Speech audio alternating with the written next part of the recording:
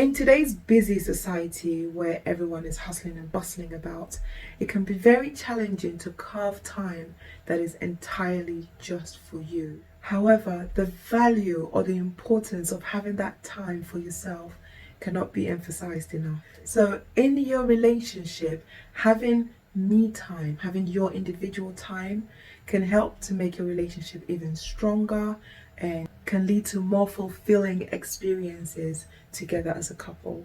So stay tuned as we talk about me time.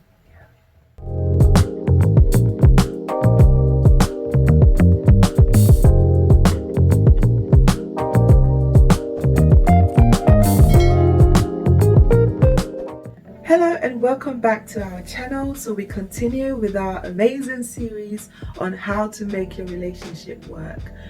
Last time we talked about having fun together as a couple, which is very important. That was a fun video. I'll put the link right up here, so go check it out. We have our little daughter that joins us, so that was really fun. And today we're talking about me time.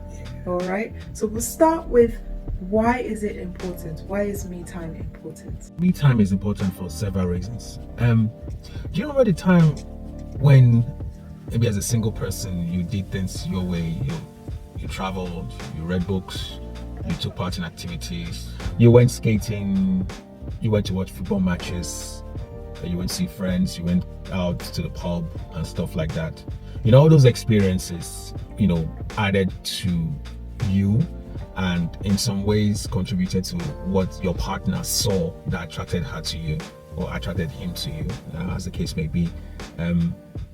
But the important thing is, now that you're together, it's very important that in some way, shape or form, you maintain some of those activities because they're unique to you. They're things that you like, you enjoy.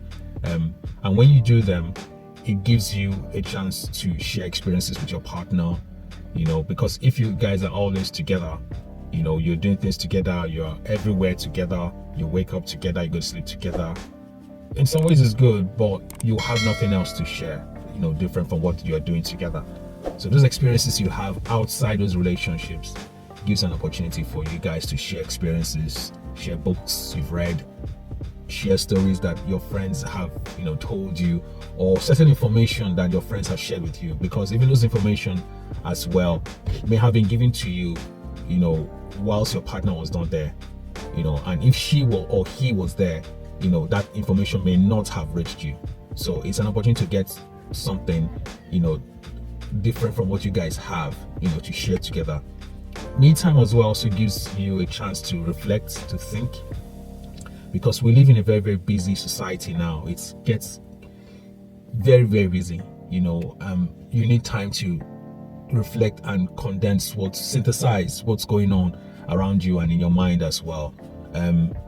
So that me time gives you that opportunity to really look at things, look at your relationships, look at why you're acting in certain ways. And even in those times as well, it gives you an opportunity to think of solutions to problems. You go out, maybe go for a walk or something. You think of ways to resolve an issue and probably think of your contribution to that problem as well. And then when you come back, you carry out what you've thought about. You're able to share with your partner what you've thought about as well. So that's another very good importance of me time.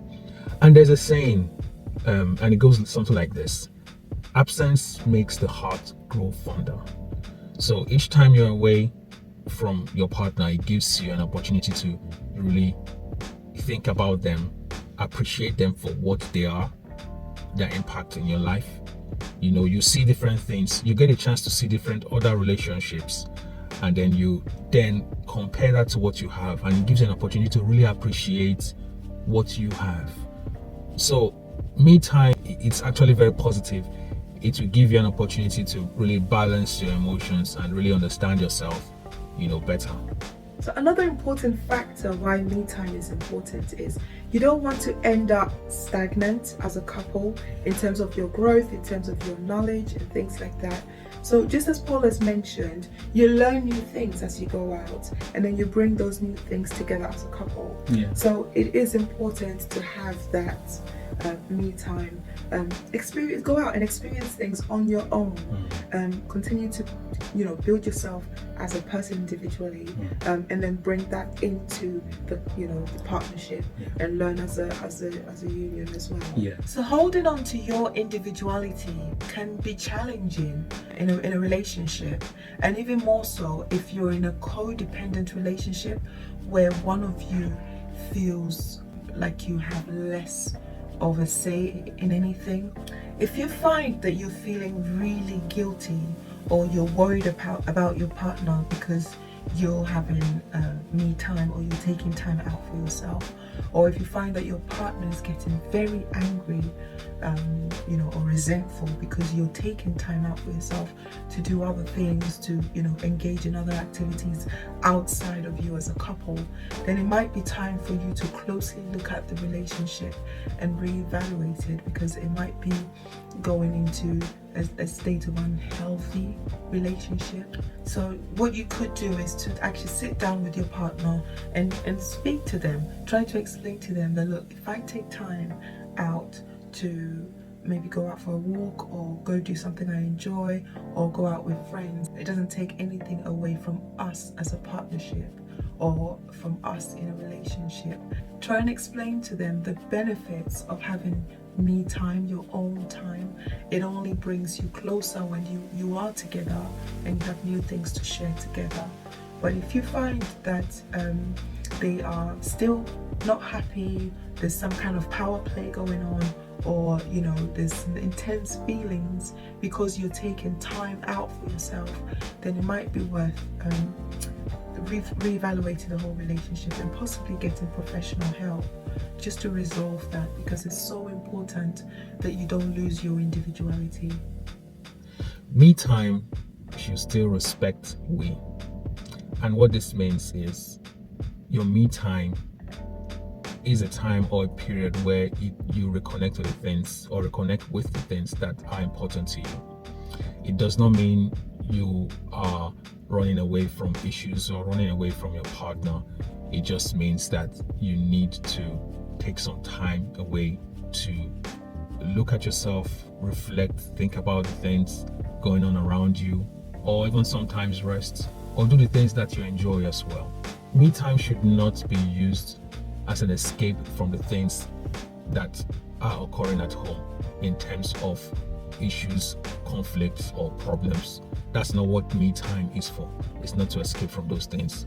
If you feel, or if you are using that as a means to escape or avoid problems, then you need to stop, think, and just reflect about what's going on and see how you can come back to resolve those problems or those issues.